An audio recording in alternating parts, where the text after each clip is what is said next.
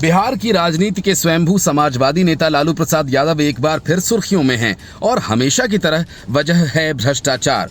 मामला है land for job घोटाले का, जिसमें सुप्रीम कोर्ट ने लालू यादव की याचिका को एक झटके में ही खारिज कर दिया। हाईकोर्ट के फैसले को चुनौती देने लालू यादव अपने खास वकील के साथ सुप्रीम कोर्ट में गए और चाहते थे कि बिहार चुनाव से पहले उन्हें भी ईमानदार होने का तमगा मिल जाए, लेकिन सुप्रीम कोर्ट ने साफ कह दिया कि हम इस मामले में कुछ नहीं करेंगे। लालू यादव के लिए यह न सिर्फ कानूनी झटका है, बल्कि फिर से ये साबित करता है कि लालू यादव की राजनीति अब पुराने भ्रष्ट तंत्र की थकी हुई परछाई बनकर रह गई है।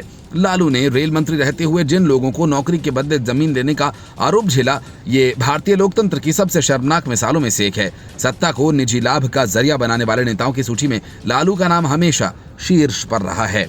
चारा घोटाला से लेकर अब लैंड फॉर जॉब स्कैम तक उनका नाम कभी विकास के लिए नहीं बल्कि विनाश के लिए ही याद किया जाता है। लालू यादव के वकील कपिल सिब्बल ने सुप्रीम कोर्ट में दलील दी कि सीबीआई ने भ्रष्टाचार निवारण अधिनियम की धारा 17 के तहत जरूरी अनुमति नहीं ली थी, पर अदालत का स्पष्ट संदेश ये था कि अगर कोई दोषी नहीं है तो ट्रायल से क्यों डर रहा है। क्या लालू यादव का पूरा राजनीतिक अस्तित्व ही अब अदालतों की देहरी पर छूटती याचिकाओं और जमानत याचिकाओं के बीच सीमित हो गया है? सच्चाई यह है कि लालू यादव की राजनीति अब विचारधारा या जनसेवा की जगह परिवारवाद और फिक्सिंग पर आधारित हो गई है।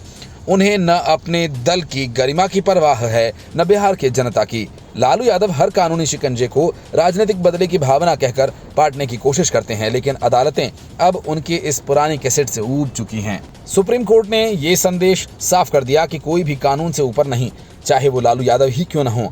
इस पूरे मामले में दिलचस्प बात यह कि सीबीआई ने सभी सरकारी अधिकारियों के खिलाफ अनुमति दी थी, सिर्फ लालू यादव को छोड़कर, क्योंकि जांच एजेंसी जानती थीं कि ये कोई साधारण मामला नहीं बल्कि एक हाई प्रोफाइल घोटाला है जिसमें जमीनें, नियुक्तियां और सत्ता की दलाली शामिल है। अब जबकि सुप्रीम कोर्ट ने ट्रायल से भागने का रास्ता बंद कर दिया है, तो ये देखना दिलचस्प होगा कि आरजेडी इस संकट को किस तरह से राजनीतिक नैरेटिव में तब्दील करने की कोशिश करती है। लेकिन ये भी उतना ही सच है, बिहार की जनता अब इतने वर्षों के बाद लालू ब्रांड की राजनीति को पहचान चुकी है, जहां विकास की जगह परिवारवाद, शिक्षा की जगह जातिवाद और पारदर्शिता की जगह भ्रष्टाचार को बढ़ावा मिला।